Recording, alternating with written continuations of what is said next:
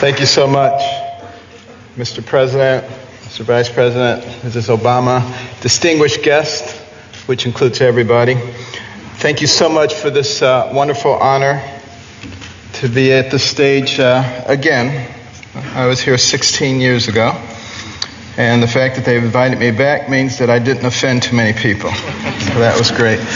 I want to start by reading 4 texts which will put into context what I'm going to say. Proverbs 11:9. With his mouth, the godless destroys his neighbor, but through knowledge the righteous escape. Proverbs 11:12. A man who lacks judgment derides his neighbor, but a man of understanding holds his tongue. Proverbs 11:25. A generous man will prosper. He who refreshes others will himself be refreshed. And 2 Chronicles 7:14. If my people who are called by my name will humble themselves and pray and seek my face and turn from their wicked ways, then will I hear from heaven and will forgive their sins and heal their land. You know, I have an opportunity to speak in a lot of venues. This is my 4th speech this week. And I have an opportunity to talk to a lot of people. And I've been asking people, what concerns you? What are you most concerned about in terms of the spirituality and the direction of our nation and our world? And I've talked to very prominent Democrats, very prominent Republicans. And I was surprised by the uniformity of their answers. And those have informed my comments this morning. Now, it's not my intention to offend anyone. I have discovered, however, in recent years that it's very difficult to speak to a large group of people these days and not offend someone. And people walk around with their feelings on their shoulders waiting for you to say something. Did you hear that? And they can't hear anything else you say. The PC police are out in force at all times. I remember once I was talking to a group about the difference between a human brain and a dog's brain. And a man got offended. He said, you can't talk about dogs like that. But, you know, people just focus in on that, completely miss the point of what you're saying. And we've reached a point where people are afraid to actually talk about what they want to say because somebody might be offended. People are afraid to say Merry Christmas at Christmas time. It doesn't matter whether the person you're talking to is Jewish or, you know, whether they're any religion. That's a salutation, a greeting of goodwill. We've got to get over this sensitivity, you know, and it keeps people from saying what they really believe. You know, I'm reminded of a very successful young businessman, and he loved to buy his mother these exotic gifts for Mother's Day, and he ran out of ideas, and then he ran across these birds. These birds were cool. You know, they cost $5,000 a piece. They could dance, they could sing, they could talk. He was so excited he bought 2 of them. Sent them to his mother, couldn't wait to call her up on Mother's Day. Mother, what'd you think of those birds? And she said, they was good. He said, no, Mother, you didn't eat those birds. Those birds cost $5,000 a piece. They could dance, they could sing, they could talk. And she said, well, they should have said something. And you know, that's where we end up too if we don't speak up for what we believe. And you know what we need to do.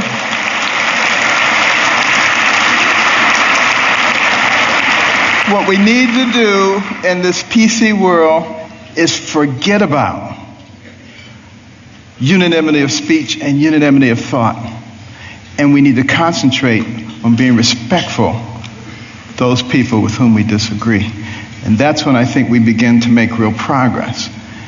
And one last thing about political correctness, which I think is a horrible thing, by the way. I'm very, very compassionate, and I'm not ever out to offend anyone. But PC is dangerous. Because you see, this country, one of the founding principles was freedom of thought and freedom of expression. And it muffles people. It puts a muzzle on them. And at the same time, keeps people from discussing important issues while the fabric of this society is being changed. And we cannot fall for that trick. And what we need to do is start talking about things that are important, things that were important in the development of our nation. Well, one of those things was education. I'm very passionate about education because it's made such a big difference in my life. But here we are at a time in the world, the information age, the age of technology. And yet, 30% of people who enter high school in this country do not graduate. 44% of people who start a 4-year college program do not finish it in 4 years. What is that about? Think back to a darker time in our history, 200 years ago when slavery was going on. It was illegal to educate a slave, particularly to teach him to read. Why do you think that was? Because when you educate a man, you liberate a man. And there I was as a youngster, placing myself in the same situation that a horrible institution did because I wasn't taking advantage of the education. I was a horrible student. Most of my classmates thought I was the stupidest person in the world. They called me dummy. I was the butt of all the jokes. Now, admittedly, it was a bad environment. Single parent home. My mother and father had gotten divorced early on. My mother got married when she was 13. She was one of 24 children. Had a horrible life. Discovered that her husband was a bigamist. Had another family. And she only had a third grade education. She had to take care of us. Dire poverty. I had a horrible temper, poor self-esteem.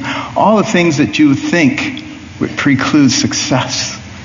But I had something very important. I had a mother who believed in me. And I had a mother who would never allow herself to be a victim, no matter what happened. Never made excuses, and she never accepted an excuse from us. And if we ever came up with an excuse, she always said, "Do you have a brain?" And if the answer was yes, then she said, then you could have thought your way out of it. It doesn't matter what John or Susan or Mary or anybody else did or said. And it was the most important thing she did for my brother and myself. Because if you don't accept excuses, pretty soon people stop giving them and they start looking for solutions. And that is a critical issue when it comes to success. Well, we did live in dire poverty. And one of the things that I hated was poverty. Some people hate spiders, some people hate snakes. I hated poverty. I couldn't stand it. And, but my mother couldn't stand the fact that we were doing poorly in school. And she prayed and she asked God to give her wisdom. What could she do to get her young sons to understand the importance of developing their minds so that they can control their own lives? And you know what? God gave her the wisdom, at least in her opinion. My brother and I didn't think it was that wise because it was a turn off the TV. Let us watch only 2 or 3 TV programs during the week, and with all that spare time, read 2 books apiece from the Detroit Public Libraries and submit to her written book reports, which she couldn't read, but we didn't know that.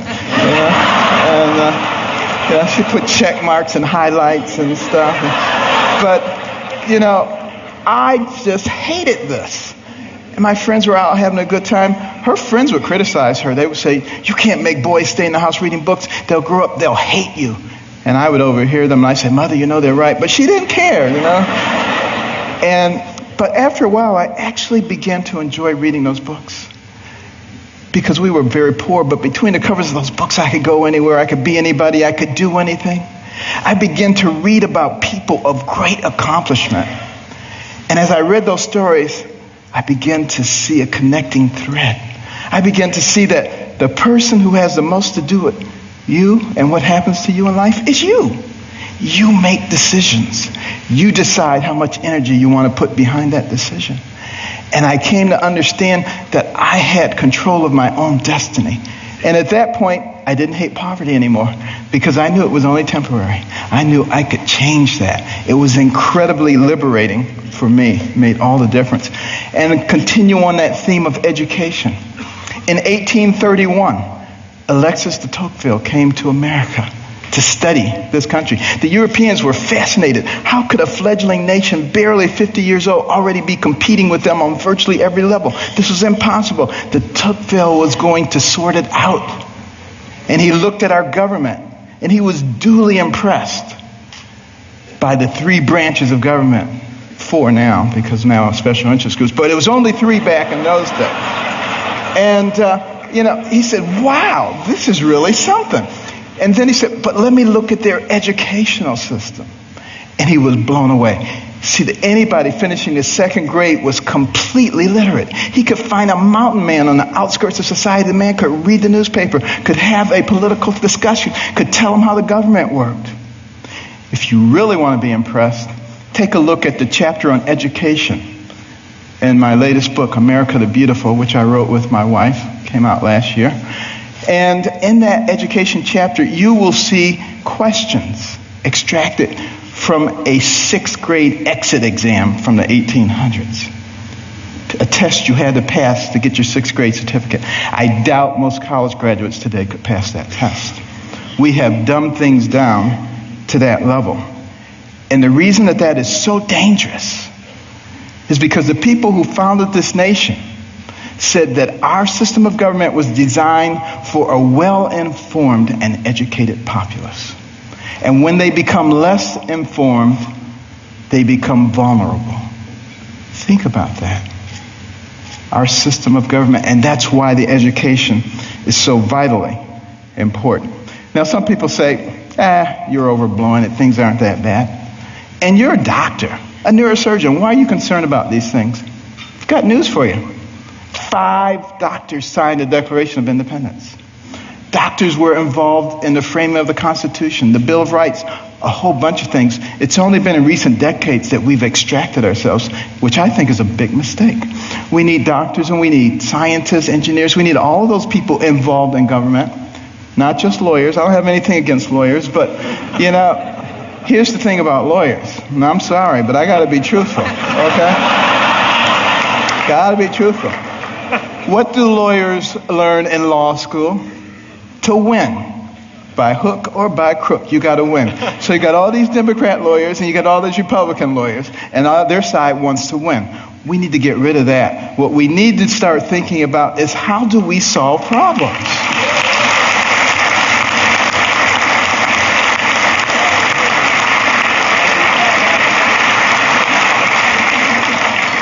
And now, before I get shot, let me finish here. Now, one of the reasons, and I don't like to bring up problems without coming up with solutions. My wife and I started the Carson Scholars Fund 16 years ago after we heard about a survey, an international survey, looking at the ability of 8th graders in 22 countries to solve math and science problems. And we came out number 21 out of 22, barely beat out number 22, very concerning. And we'd go into schools and we'd see all these trophies, all-state basketball, all-state wrestling, all-state this, that, and the other. The quarterback was the big man on campus. And what about the intellectual superstar? What did they get? A National Honor Society pin? A pat on the head, there, little nerd? Nobody cared about them. And is it any wonder that sometimes the smart kids try to hide? They don't want anybody to know that they're smart. This is not helping us as a nation. So we started giving out scholarships to students from all backgrounds for superior academic performance and demonstration of humanitarian qualities. Unless you cared about other people, it didn't matter how smart you were. We got plenty of people like that. We don't need those. We need smart people who care about other people.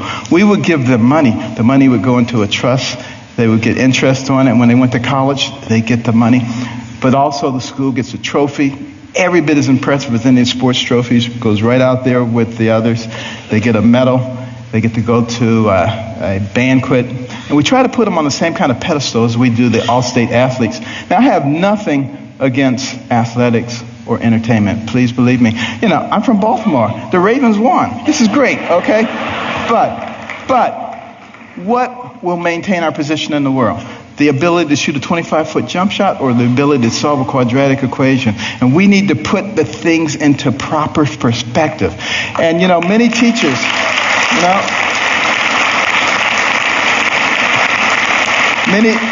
Many teachers have told us when we put a Carson Scholar in their classroom, the GPA of the whole class goes up over the next year. And it's been very gratifying. We started 16 years ago with 25 scholarships in Maryland. Now we've given out more than 5,000, and we're in all 50 states. But we also put in reading rooms. These are fascinating places that no little kid could possibly pass up. And they get points for the amount of time they spend in their reading, the number of books that they read, and they can trade them in for prizes. In the beginning, they do it for the prizes, but it doesn't take long before their academic performance begins to improve. And we particularly target Title I schools where kids come from homes with no books and they go to schools with no libraries. Those are the ones who drop out. And we need to truncate that process early on because we can't afford to waste any of those young people. You know, for every one of those people that we keep from going down that path of self-destruction and mediocrity, that's one less person you have to protect yourself and your family from. One less person you have to pay for in the penal or the welfare system. One more tax-paying, productive member of society who may invent a new energy source or come up with a cure for cancer. They're all important to us, and we need every single one of them. It makes a difference.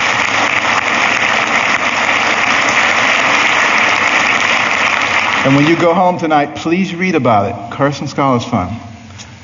CarsonScholars.org. But why is it so important that we educate our people? Because we don't want to go down the same pathway as many other pinnacle nations who have preceded us. I think particularly about ancient Rome. Very powerful. Nobody could even challenge them militarily. But what happened to them? They destroyed themselves from within. Moral decay. Fiscal irresponsibility. They destroyed themselves. And if you don't think that can happen to America, you get out your books and you start reading. But you know, we can fix it. Why can we fix it? Because we're smart. We have some of the most intellectually gifted people leading our nation. All we need to do is remember what our real responsibilities are so we can solve the problems. I think about these problems all the time. And, you know, my role model was Jesus. And he used parables to help people understand things. And one of our big problems right now, and like I said, I'm not politically correct, so I'm sorry. But, you know, our deficit is a big problem. Think about it. And our national debt, $16.5 trillion. You think that's not a lot of money?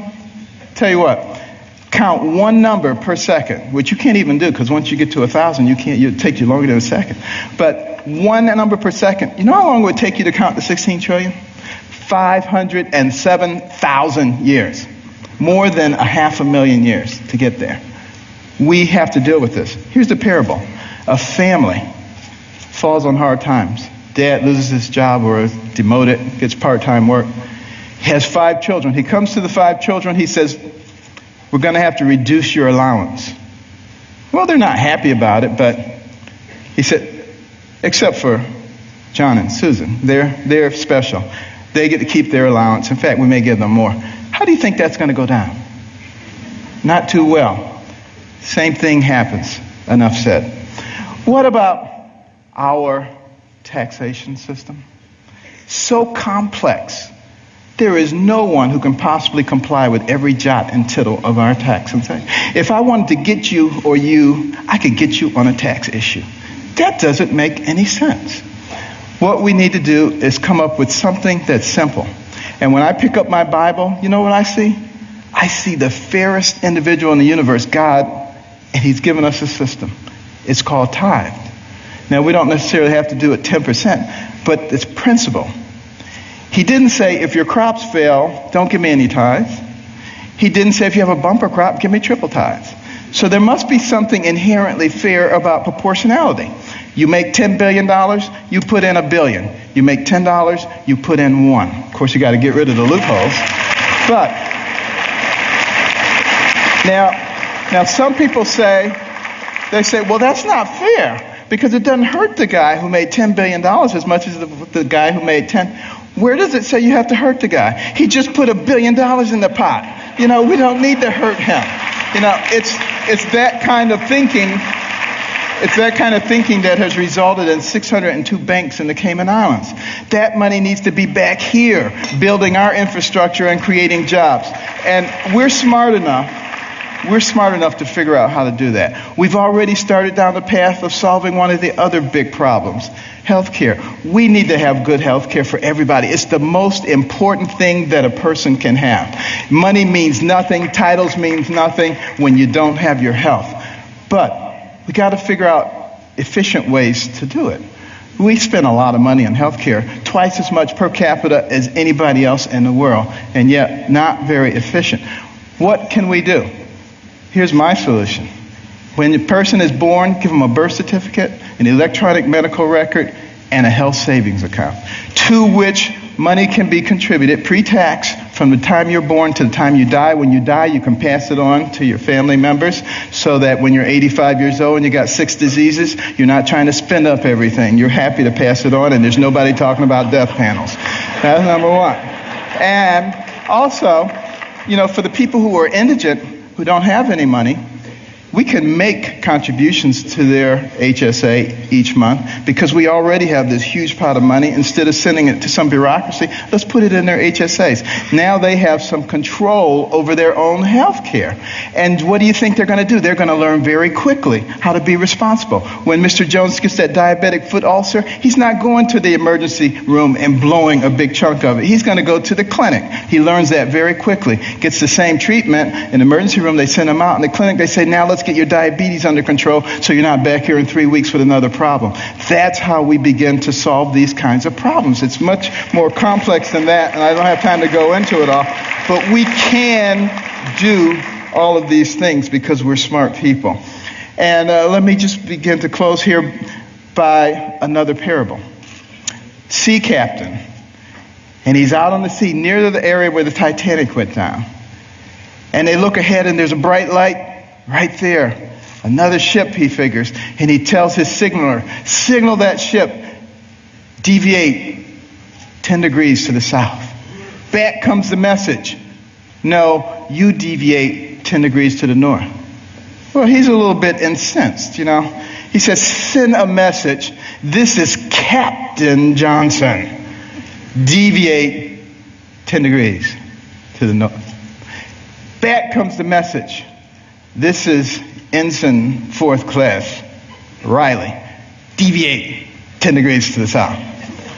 Now he's really upset. He says, send him a message. This is a naval destroyer. Back comes the message. This is a lighthouse.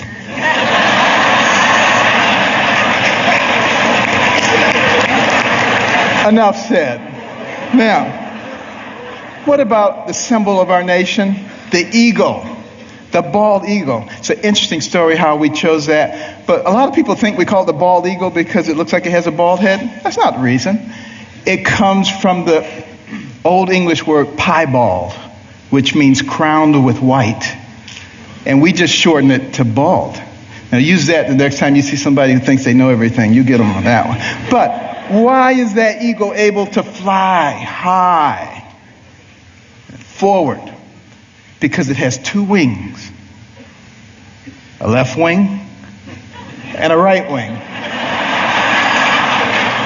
Enough said. And I want to close with this story. 200 years ago, this nation was involved in a war, the War of 1812. The British, who are now our good friends, thought that we were young whippersnappers. It was time for us to become a colony again. They were winning that war, marching up the eastern seaboard, destroying city after city, destroyed Washington, D.C., burned down the White House. Next stop, Baltimore. As they came into the Chesapeake Bay, that armada of ships, warships, as far as the eye could see, it was looking grim. Fort McHenry standing right there. General Armistead, who was in charge of Fort McHenry, had a large American flag commissioned to fly in front of the fort. the admiral in charge of the British fleet was offended. He said, take that flag down. You have until dusk to take that flag down. If you don't take it down, we will reduce you to ashes. There was a young amateur poet on board by the name of Francis Scott Key, sent by President Madison to try to obtain the release of an American physician who was being held captive. He overheard the British plans. They were not going to let him off the ship. He mourned as dusk approached.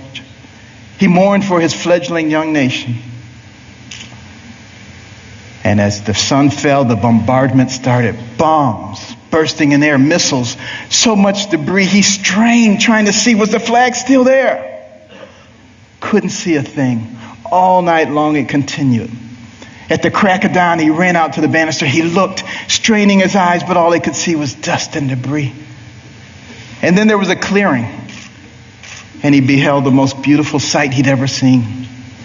The torn and tattered stars and stripes still waving. And many historians say that was the turning point in the War of 1812. We went on to win that war and to retain our freedom. And if you had gone into the grounds of Fort McHenry that day, you would have seen at the base of that flag the bodies of soldiers who took turns propping up that flag. They would not let that flag go down because they believed in what that flag symbolized. And what did it symbolize? One nation under God, indivisible, with liberty and justice for all. Thank you. God bless.